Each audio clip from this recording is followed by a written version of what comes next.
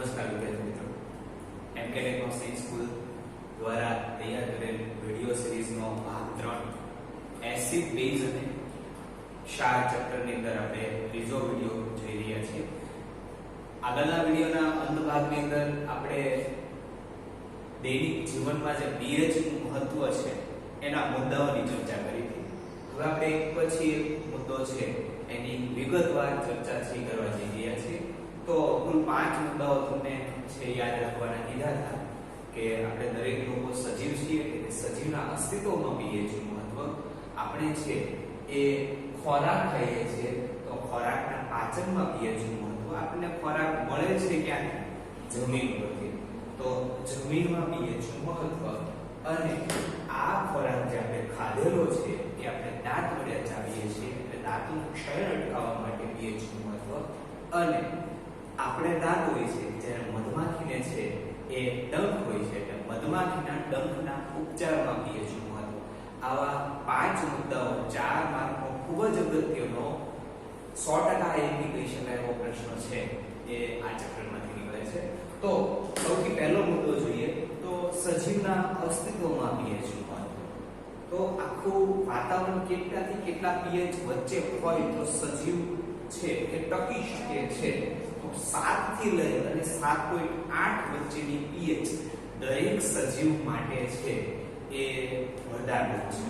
7 કરતા જો pH ઘટશે શરીરની અથવા તો વાતાવરણની તો પણ છે એ અનબેલેન્સ જોવા મળશે, અને 7.8 કરતા વધારે pH છે કે જ્યારે થાય છે ત્યારે પણ છે એ સજીવને નુકસાન કરે છે. તો આ બંને લેવલ વચ્ચે pH છે રહેવું જોઈએ. એક ઉદાહરણ સમજીએ તો એસિડ વર્ષા જ્યારે થાય છે મિત્રો ત્યારે એસિડ વર્ષાની pH છે એ 5.6 કરતા ઘટી જાય છે. હવે આવું એસિડ વર્ષાયુક્ત પાણી જ્યારે છે એ સમુદ્રમાં કે નદીઓમાં જાય છે ત્યારે એ સમુદ્ર કે નદીમાં રહેલા જે જળચર જીવો છે આ જળચર જીવોને છે એ ખૂબ જ નુકસાન થાય છે. એટલા માટે સજીવના અસ્તિત્વ માટે pH છે એનું મૂલ્ય 7 થી લઈને 7.8. અહીંયા તમારે ટોટલ 4 મૂલ્યો છે એ યાદ રાખવાના છે. ત્યાર પછીનો બીજો મુદ્દો છે એ જમીનમાં pH નું. હવે આપણે બધા જાણીએ છીએ કે જમીન ઉપર વનસ્પતિ ઉગી નીકળે છે અને એમાંથી આપણને ખોરાક મળે છે. હવે જો વનસ્પતિની યોગ્ય વૃદ્ધિ નહીં થાય તો ખોરાક નહીં મળે. એટલે સારો એવો પાક જમીનમાં થવા માટે જમીનનું pH લેવલ પણ મેન્ટેન રહેવું જોઈએ. આ મૂલ્ય છે એ 6.5 થી લઈને 7.3 વચ્ચેનું છે. જો pH નું મૂલ્ય 6.5 કરતા ઘટી જાય એનો મતલબ છે એ જમીન એસિડિક છે એવું કહેવાય. જમીન એસિડિક થઈ જાય છે, અને જ્યારે pH નું મૂલ્ય છે 7.3 કરતા અપ જાય છે એટલે કે વધી જાય છે ત્યારે જમીન છે એ આલ્કલિક એટલે કે બેઝિક બની જાય છે. હવે આવા સમયે ખેડૂત શું કરે છે કે જ્યારે pH નું લેવલ છે એ 6.5 કરતા ઘટે છે એવા સમયે એસિડિક જમીનને સુધારવા માટે બેઝિક પદાર્થ એટલે કે લાઇમ છે એ ખેડૂત પોતાના ખેતરની અંદર માટીમાં ઉમેરે છે. કેલ્શિયમ ઓક્સાઇડ એટલે કે લાઇમ જેને કળી ચૂનો પણ કહેવામાં આવે છે એ જમીનની અંદર ઉમેરવામાં આવે છે જેથી pH લેવલ છે એ 6.5 થી ઇન્ક્રીઝ કરીને 7.3 વચ્ચે આવી શકે. એવી જ રીતે છે એ જ્યારે જમીન બેઝિક બની જાય છે એનો મતલબ એવો છે કે 7.3 કરતા એની pH અપ થઈ જાય છે, વધી જાય છે. તો એવા વખતે કોઈ એસિડિક પદાર્થ ઉમેરવો પડે. તો એવા સમયે ખેડૂત છે એસિડિક પદાર્થ તરીકે છે એ જમીનની અંદર જીપ્સમ ઉમેરે છે જેનો અણુસૂત્ર થાય છે CaSO4 ઘણીવાર છે એ સ્ફટિક જળ તરીકે 5H2O ના અણુઓ પણ અહીંયા લેવામાં આવે છે. તો એટલું અંદર છે એ યાદ રાખવાની જરૂરિયાત છે. ત્રીજો મુદ્દો કે જ્યારે છે એ ખોરાકના પાચનમાં pH નું મહત્વ. એ ખોરાકનું પાચન થવા માટે કેટલાથી કેટલા વચ્ચે pH છે એ જળવાવી જોઈએ.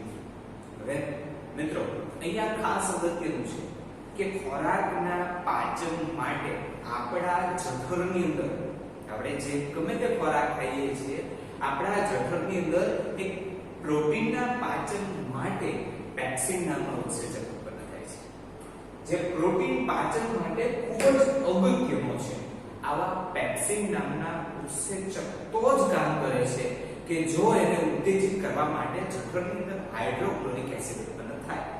તો આ પેપ્સિન ઉત્સેચકને ઉત્તેજિત કરવા માટે જઠરની અંદર હાઇડ્રોક્લોરિક એસિડ એની દિવાલોમાંથી ઉત્પન્ન થાય છે, એનો સ્ત્રાવ થાય છે. હવે શું થાય છે કે પ્રોટીન છે એ આવા પ્રોટીન વાળા ખોરાક જેમ કે ઈંડા છે, તેલ છે કે જેની અંદર વધારે પડતું પ્રોટીન છે, આવા પ્રોટીન વાળા ખોરાકો જ્યારે ખાવામાં આવે છે એવા સમયે છે એ આપણા ખોરાકની અંદર પ્રોટીનનું લેવલ વધી જાય છે, એટલે એને પાચન કરવા માટે સ્વાભાવિક છે વધારે પડતો પેપ્સિન ઉત્સેચક ઉત્પન્ન કરવો પડશે. આ વધારે પડતા પેપ્સિન ઉત્સેચકને ઉત્તેજિત કરવા માટે જઠરની દિવાલોની અંદર વધારે પડતો હાઇડ્રોક્લોરિક એસિડ ઉત્પન્ન થાય છે. અને આપણે અગાઉ ભણી ગયા છીએ કે હાઇડ્રોક્લોરિક એસિડ એટલે કે એસિડ જે દાહક હોય છે. હવે જ્યારે મિત્રો જઠરની અંદર એટલો બધો હાઇડ્રોક્લોરિક એસિડ ઉત્પન્ન થાય છે તો જઠરની જે માંસપેશીઓ છે એની ફરતેની દિવાલ છે એની અંદર તીવ્ર બળતરા થાય છે. આ તીવ્ર બળતરાને આપણે એસિડિટી કહીએ છીએ. એટલે આ તીવ્ર બળતરા સામે રાહત મેળવવા માટે સપોઝ આપણે એસિડિટી થઈ હોય તો જનરલી શું કરીએ છીએ કે ભાઈ કોઈ દવા લઈએ છીએ. બહુ જાણીતું નામ 6 સેકન્ડની અંદર ઇનો. આ ઇનો શું છે? એ પ્રતિ એસિડ પદાર્થ છે કે જે એસિડનો વિરોધ કરે છે. તમે કોઈ એવો બેઝિક પદાર્થ, હવે આ બધે છે શેના પ્રતિ એસિડ પદાર્થો કયા કયા છે તો એની અંદર પહેલું આવે છે સોડિયમ હાઇડ્રોજન કાર્બોનેટ એટલે કે ખાવાનો સોડા, બેકિંગ સોડા જેને કહેવામાં આવે છે. બેકિંગ સોડા પ્રતિ એસિડ પદાર્થ છે. ત્યાર પછી આવે છે એ મિલ્ક ઓફ મેગ્નેશિયા એટલે કે મેગ્નેશિયમ હાઇડ્રોક્સાઇડ જેને મિલ્ક ઓફ મેગ્નેશિયા કહેવામાં આવે છે. શા માટે? કારણ કે મેગ્નેશિયમ હાઇડ્રોક્સાઇડ છે એકદમ દૂધ જેવો સફેદ રંગ ધરાવે છે, એનું નામ છે મિલ્ક ઓફ મેગ્નેશિયમ, જે પ્રતિ એસિડ પદાર્થ તરીકે વપરાય છે. અને જે કઈ એસિડિટીની દવાઓ આવે છે, એસિડિટીના ઉપચાર માટેની જે કઈ દવાઓ આવે છે એની અંદર આવા પ્રતિ એસિડ પદાર્થો રહેલા હોય છે. તો ખોરાકના પાચન માટે પણ pH મેન્ટેન રહેવી જોઈએ. ત્યાર પછી જે ત્રીજો ચોથો અને અગત્યનો મુદ્દો છે એ દાંતનું ક્ષયન અટકાવવા માટે pH નું મહત્વ. હવે ઘણીવાર શું થતું હોય કે ભાઈ તમે ખોરાક ખાઈ લીધો, પાણી પી લીધું પણ તેમ છતાં તમારા મોંના અમુક ભાગની અંદર ખોરાકના અમુક કણો છે ચોંટેલા હોય. હવે આ ચોંટેલા કણો છે એનું વિઘટન કરવા માટે આપણા મોંની અંદર અમુક બેક્ટેરિયા આવેલા હોય છે. આ બેક્ટેરિયા શું કરે છે કે આપણા ખોરાકનું વિઘટન કરી, જે મોંની અંદર કે દાંતની વચ્ચે રહેલા ખોરાક છે એનું વિઘટન કરી અને એમાંથી એસિડ બનાવે છે. બરાબર? આપણે બધા જાણીએ એસિડ દાહક હોય છે. હવે દાંતનું જે તમારું ઉપરનું સ્તર છે જે કેલ્શિયમ ફોસ્ફેટ નામના પદાર્થનું બનેલું છે. આ કેલ્શિયમ ફોસ્ફેટ નામનો પદાર્થ છે એ ખૂબ જ કઠણ છે, જે પાણીમાં અદ્રાવ્ય છે. જો પાણીમાં કદાચ દ્રાવ્ય હોય તો તમે પાણી પીઓ બધા દાંત અંદર, એવું થતું નથી. એ પાણીની અંદર અદ્રાવ્ય છે. એસિડની અંદર જનરલી અદ્રાવ્ય છે, પરંતુ એસિડ એવો પદાર્થ છે કે જે ધીમે ધીમે આ કેલ્શિયમ ફોસ્ફેટના સ્તરનું ક્ષયન કરે છે. તમે આપણે જાણીએ છીએ કોઈ સ્ટાઇલ છે શરૂઆતની અંદર છે એ સ્ટાઇલ કે લાદીને સાફ કરવા માટે એસિડનો ઉપયોગ થતો. ત્યાર પછી ધીમે ધીમે અમુક સોલ્યુશન બીજા લિક્વિડ છે એનો ઉપયોગ થાય છે. શા માટે એવું થાય છે? આ થવા પાછળનું કારણ શું છે કે ભાઈ જે સ્ટાઇલ કે લાદી છે એને વારંવાર એસિડ વડે સાફ કરવામાં આવે તો અમુક વર્ષો પછી એની અંદર ખાડા પડેલા જોવા મળે છે. આ શું છે? એસિડને કારણે થતું ક્ષયન છે. તો આવું છે કે વારંવાર જો થાય, મોઢાની અંદર આવા કણો રહી જાય અને પછી એમાંથી એસિડ ઉત્પન્ન થાય, જેને લીધે મોંની pH 5.5 થી ઓછી થઈ જાય. 5.5 થી જનરલી છે, પણ એનાથી જ્યારે ઓછી થાય છે ત્યારે જે આ ઉપરનું કેલ્શિયમ ફોસ્ફેટનું બનેલું સ્તર છે ઓગળે છે અને એ પીગળવાને લીધે ઉપરનું સ્તર પીગળી જશે તો દાંત તમારો પોલો પડી જશે, ખવાઈ જશે. બરાબર? તો આ ન થાય એટલા માટે આપણે શું કરીએ છીએ? તો રોજિંદા સવારે જાગ્યા પછી જે બ્રશ કરીએ છીએ, આ બ્રશ જે તમે અંદર ટૂથપેસ્ટ વાપરો છો, આ ટૂથપેસ્ટની અંદર છે એ બેઝિક પદાર્થો આવેલા હોય છે, ખાસ કરીને કેલ્શિયમ હાઇડ્રોક્સાઇડ જેવા બેઝિક પદાર્થો અંદર ઉમેરેલા હોય છે, પ્લસ થોડાક એસેન્સ જેનાથી તમને સ્વાદ સારો આવે, જેને લીધે છે એ જે 5.5 pH ઘટી ગઈ છે મોની, એ અપ થઈ જશે અને આ ઊંચી pH થવાને કારણે છે એ દાંતનું ક્ષય અટકી જશે. બરાબર? ત્યાર પછી આવે છે મધમાખી ના ડંખના ઉપચારમાં pH. હવે આપણે જાણીએ છીએ કે ભાઈ મધમાખી ડંખ મારે છે, આવા સમયે એના ડંખની અંદર 26 પ્રકારના એમિનો એસિડનો બનેલો છે મેલેટિન નામનું દ્રવ્ય આવેલું હોય છે. આ મેલેટિન નામનું દ્રવ્ય 26 પ્રકારના એમિનો એસિડનું બનેલું છે. જો આ ડંખની અંદર એક સાથે એટલા બધા એસિડ જશે તો શું થશે? શરીરના અંદરના કોષો એની સામે પ્રતિકાર કરશે અને પ્રતિકાર સ્વરૂપે ત્યાં આપણને સોજો આવશે. એવી જ રીતે છે એ જ્યારે કીડી કરડે છે, કીડીનું વૈજ્ઞાનિક નામ ફોર્મિકા છે. એ ફોર્મિકા નામ છે એ ફોર્મિક એસિડ ઉપરથી છે એ પાડવામાં આવે છે, કારણ કે કીડીના ડંખની અંદર ફોર્મિક એસિડ નામનો પદાર્થ છે આવેલો છે. તો ફોર્મિક એસિડ થોડું એવું છે આપણા શરીરની અંદર દાખલ કરે છે, જેને કારણે આપણને ત્યાં બળતરા જોવા મળે છે. તો આવી મધમાખીના ડંખના ઉપચારમાં જ્યારે બળતરા થતી હોય એવા સમયે એનો ઉપચાર કરવા માટે કોઈ બેઝિક પદાર્થ જોશે તો pH લેવલ મેન્ટેન થઈ જશે. તો બેઝિક પદાર્થ તરીકે ધોવાનો સોડા અથવા તો ખાવાના સોડાનું જે દ્રાવણ બનાવીને પેસ્ટ બનાવીને જો એની પર લગાવવામાં આવે તો pH છે મેન્ટેન થાય છે. આપણે ત્યાં છે જનરલી છે એ માટી લગાવવામાં આવે છે. આપણે બધા જાણીએ છીએ કે માટીનું pH લેવલ છે એ 7.3 થી 6.5 વચ્ચેનું હોય છે, જેના લીધે આપણને થોડા પ્રમાણની અંદર રાહત થાય છે બળતરાની અંદર. તો આ હતા 5 અગત્યના મુદ્દાઓ દૈનિક જીવનમાં pH નું મહત્વ દર્શાવતા, જેની અંદર છે સજીવના અસ્તિત્વમાં pH નું મહત્વ, જમીન છે એની અંદર pH નું મહત્વ, ખોરાકના પાચનમાં pH નું મહત્વ, દાંતનું ક્ષય અટકાવવામાં pH નું મહત્વ અને મધમાખીના ડંખના ચારમાં pH નું મહત્વ. તમને એમ લાગે પ્રાણીઓ છે ડંખ આપે?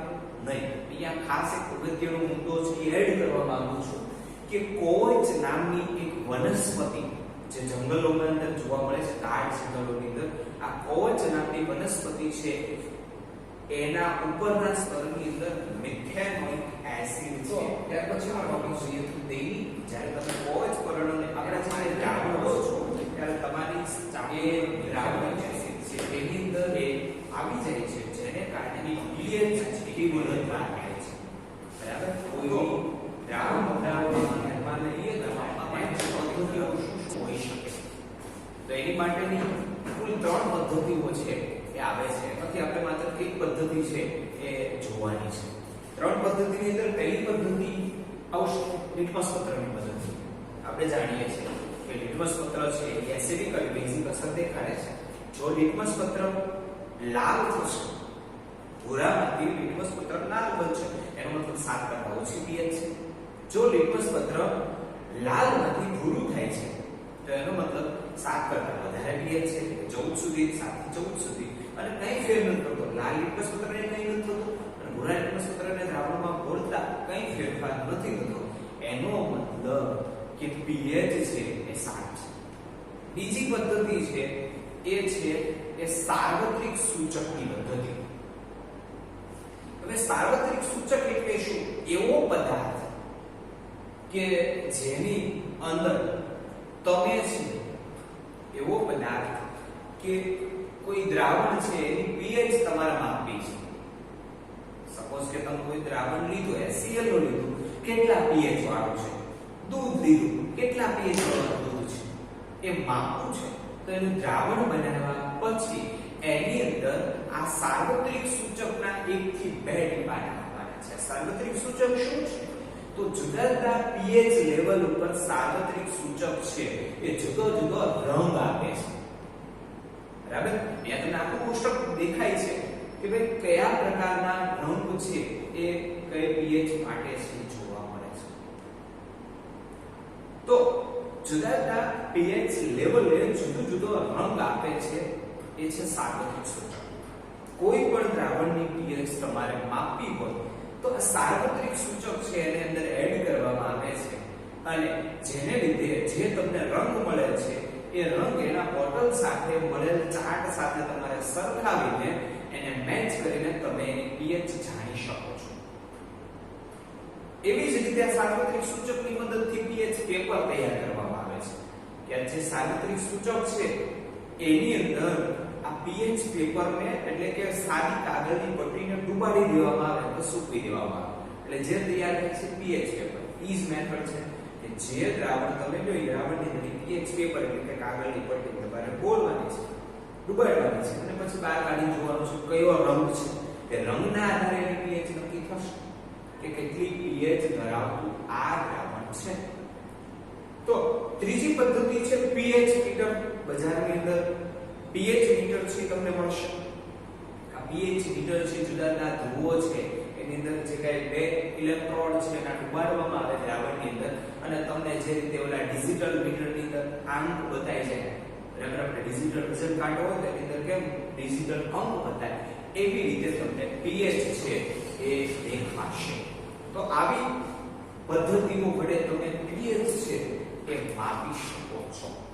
ત્યાર પછીનો એક અગત્યનો ટોપિક અને અગત્યનો મુદ્દો તો પ્રશ્ન કહી શકાય જેની અંદર પુષ્કળ પ્રમાણની અંદર એક એક માર્કના પ્રશ્નો છે એ કાઢી શકાય. હા, મુદ્દો છે કુદરતી એસિડ. કુદરતમાં અમુક એવા એસિડો છે કે જે કુદરતે છે એ બનાવ્યા છે, માનવ સર્જિત નથી એવા એસિડો એટલે કે કુદરતી એસિડ જે આપણે રોજિંદા જીવનમાં કંઈક ને કંઈક વાપરતા આવ્યા છીએ. ખાટા પદાર્થો યાદ કરો તો સૌથી પહેલું નામ આવશે દહીં. દહીં જે લેક્ટિક એસિડ ધરાવતો પદાર્થ છે. આ લેક્ટિક એસિડ લેક્ટોબેસિલસ નામના બેક્ટેરિયા છે તૈયાર કરે છે અને આ દહીં છે જેની અંદર લેક્ટિક એસિડ આવેલો હોય છે. ત્યાર પછી આવે છે આમલી. ખાટો પદાર્થ આમલી જે ટાર્ટરિક એસિડ છે એ ધરાવે છે. તેવી જ રીતે છે એ લીંબુ. લીંબુ કે જેની અંદર સાઇટ્રિક એસિડ છે એ આવેલો હોય છે. કાચા ફળો મોટા ભાગના છે જે સાઇટ્રિક એસિડ છે એ ધરાવે છે, જે ખાટા હોય છે અને કાચા હોય છે. એવી જ રીતે વિનેગર પ્રિઝર્વેટિવ તરીકે, સંરક્ષક તરીકે આથાણા છે એ બનાવવામાં આવે અને લાંબો સમય સુધી સાચવવા હોય તો આપણે અંદર છે એ વિનેગર ઉમેરીએ છીએ. ઘણીવાર લીંબુના અથવાની અંદર પણ વિનેગરનો ઉપયોગ થાય છે ખોરાકની અંદર ખટાશ લાવવા માટે. તો આ વિનેગર છે જે ઓક્ઝેલિક એસિડ છે એ ધરાવે છે, એ પણ કુદરતી એસિડ છે. એવી જ રીતે ટામેટા એ પણ છે એ ઓક્ઝેલિક એસિડ ધરાવતા પદાર્થ છે. અહીંયા હું સ્વીકારું છું વિનેગર છે એસિડિક એસિડ છે એ ધરાવે છે. વિનેગરની અંદર એસિડિક એસિડ અને ટામેટા છે ઓક્ઝેલિક એસિડ છે એ ધરાવતા પદાર્થ છે. અહીંયા જુદા જુદા પ્રકારના 6 એવા પદાર્થો છે બરાબર. એની માટેની મેં શોર્ટ ટ્રીક બનાવી છે. એની માટેની શોર્ટ કી છે દહીં લે આટા લીસા કાસા વીએ ટાવ. દહીં લે આટા લીસા કાસા વીએ ટાવ. દહીં લે એટલે કે દહીંની અંદર લેક્ટિક એસિડ, આટા એટલે કે આમલીની અંદર ટાર્ટરિક એસિડ, લીસા એટલે કે લીંબુની અંદર સાઇટ્રિક એસિડ, કાચા એટલે કે કાચા ફળોની અંદર સાઇટ્રિક એસિડ, વીએ વિનેગરની અંદર એસિડિક એસિડ અને ટાકો એટલે કે ટામેટાની અંદર ઓક્ઝેલિક એસિડ. એટલે કે શોર્ટ ટ્રીક આવી જશે દહીં લે આટા લીસા કાસા વીએ ટાવ. દહીં લે આટા લીસા કાસા વીએ ટાવ. 2 થી 3 વાર છે ઈ આને રિપીટ કરશો જેથી તમને છે ઈ આવા એક માર્કના પ્રશ્નોની અંદર છે ઈ યાદ રાખવાની અંદર તમને થોડી સરળતા રહેશે. એવી જ રીતે છે કે ત્યાર પછીનો નેક્સ્ટ ટોપિક છે ક્ષાર અને એનો પરિવાર. હવે અત્યાર સુધી આપણે એસિડ અને બેઝ બંનેની વાત કરી કે એસિડ શું છે, બેઝ શું છે. હવે આપણે જે જોવાનું છે એ ક્ષાર જોવાનું છે. આપણે બધા જાણીએ છીએ ક્ષાર કેવી રીતે બને છે, એસિડની બેઝ સાથે અથવા તો બેઝની એસિડ સાથે પ્રક્રિયા કરવાથી જે પદાર્થ બને છે એ પદાર્થ ક્ષાર છે. જુદા જુદા પ્રકારના ક્ષારના ઉદાહરણો અહીંયા તમને આપેલા છે. જુદા જુદા પ્રકારના ક્ષારના ઉદાહરણો અહીંયા તમને આપેલા છે.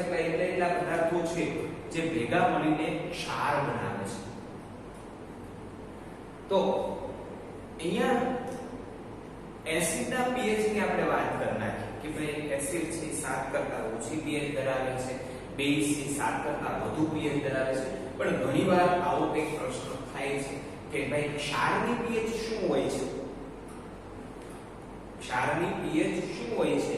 ક્ષારની pH છે એ ઘણીવાર વિદ્યાર્થી મિત્રો છે એ 7 લઈ લે છે કારણ કે ક્ષાર તટસ્થ છે. એવું નથી. અહીંયા અગાઉનો એક મુદ્દો છે એ તમારે યાદ કરવાનો છે કે જે આપણે પ્રબળ એસિડ અને પ્રબળ બેઝની વ્યાખ્યાઓ લીધી હતી. નિર્બળ એસિડ અને નિર્બળ બેઝની વ્યાખ્યાઓ રિપીટ કરું કે ભાઈ પ્રબળ એસિડ કોને કહેવામાં આવે છે? એવા એસિડો કે જેને પાણીની અંદર ઉમેરવાથી છે એનું સંપૂર્ણ આયનીકરણ થશે. પ્રબળ એસિડની અંદર 3 એસિડ આવશે. એક હાઇડ્રોક્લોરિક એસિડ HCl, એક આવશે સલ્ફ્યુરિક એસિડ H2SO4 અને ત્રીજો આવશે નાઇટ્રિક એસિડ HNO3. આ ત્રણે ત્રણ એસિડ પ્રબળ એસિડ છે અને ખનિજ એસિડ પણ છે. આ સિવાયના તમામ એસિડો છે એ નિર્બળ એસિડ છે. જેની અંદર આપણે કુદરતી એસિડની બધાની વાત કરતી હતી. Citric acid, oxalic acid, acetic acid, પછી ટાર્ટરિક એસિડ. આ બધા એસિડો છે એ નિર્બળ છે. માત્ર 3 એસિડો હાઇડ્રોક્લોરિક એસિડ, સલ્ફ્યુરિક એસિડ અને નાઇટ્રિક એસિડ 3 પ્રબળ એસિડો છે. એવી જ રીતે પ્રબળ બેઝ કોને કહેવામાં આવે છે?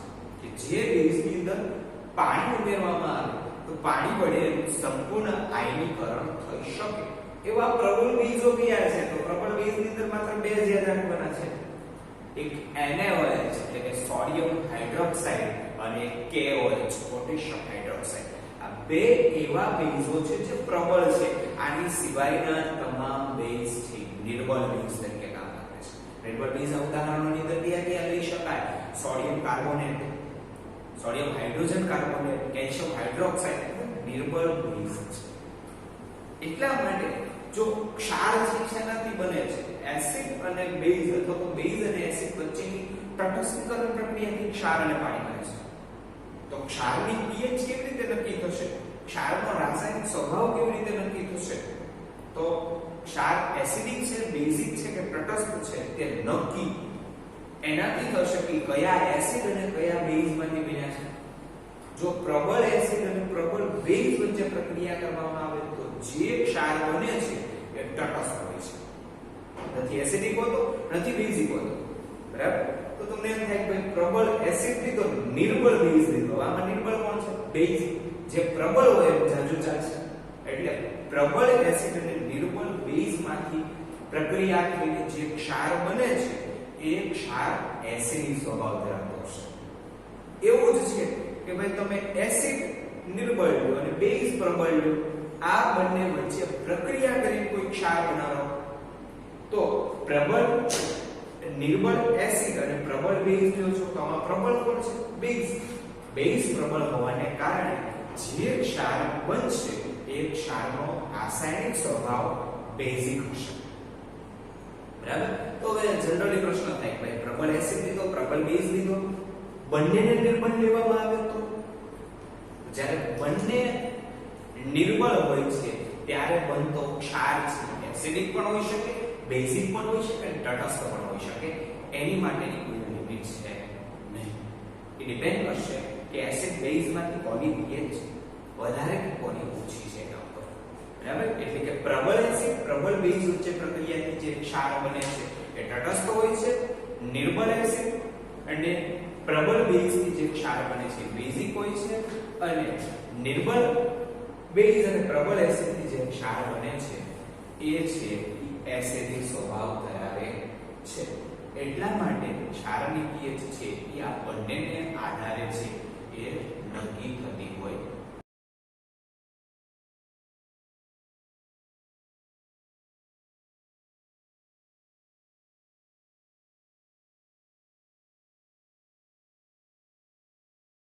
તો મિત્રો અહીંયા અગત્યનો મુદ્દો જોઈએ. મિત્રો અગત્યનો મુદ્દો જોઈએ તો જે ક્ષાર છે એ ક્ષાર શેમાંથી મળે છે? આપણને મોટા ભાગના ક્ષાર આપણને દરિયાના પાણીમાંથી મળે છે. દરિયાના પાણીમાંથી મળતા ક્ષારોની અંદર NaCl, KCl, NaBr, KBr એવી જ રીતે છે કે આયોડાઇડ સોડિયમ આયોડાઇડ આવા અનેક ક્ષારો છે તે આપણને દરિયાના પાણીમાંથી મળે છે. દરિયાના પાણીને રોક સોલ્ટ ની અંદર રૂપાંતરિત કરવામાં આવે છે. રોક સોલ્ટ એટલે શું? તો રોક સોલ્ટ કોને કહેવામાં આવે છે? તો અગત્યનો મુદ્દો એ છે કે રોક સોલ્ટ ની વ્યાખ્યા પૂછે છે. તો કે જ્યારે દરિયાના પાણીને નિક્ષેપિત કરીને એમાંથી સફેદ નિક્ષેપણ જે મેળવવામાં આવે છે એ રોક સોલ્ટ છે. કે દરિયાના પાણીને નિક્ષેપિત કરવામાં એટલે કે એમાંથી બાષ્પીભવન કરીને પાણીને અંદરથી દૂર કરી દેવામાં આવે. જે વધેલો પદાર્થ છે, જે નિક્ષેપિત થયેલો પદાર્થ છે એટલે કે પડ્યો રહેલો પદાર્થ છે, દાદા અમુક ઘનતાના તફાવતને કારણે તળિયે ક્ષાર બાજેલો જોવા મળશે. આ બાજેલો તળિયે જે ક્ષાર છે રોક સોલ્ટ છે. ઘનતા જેમ જેમ ઘટાડતા જાવ તેમ છે આ રોક સોલ્ટ છે ઉત્પન્ન થશે. આ રોક સોલ્ટમાંથી જુદા જુદા પ્રકારના ક્ષારો મળે છે. એમાંથી જ અગત્યનો એક ક્ષાર રોક સોલ્ટમાંથી મળતો એક અગત્યનો ક્ષાર NaCl છે. અને એ NaCl માંથી છે એ સોડિયમ હાઇડ્રોક્સાઇડ બેઝ તૈયાર કરવામાં આવે છે. આ સોડિયમ હાઇડ્રોક્સાઇડ કેવી રીતે તૈયાર થાય છે? તો એ સોડિયમ હાઇડ્રોક્સાઇડ તૈયાર કરવા માટેની જે પદ્ધતિ છે એ પદ્ધતિને ક્લોર આલ્કલી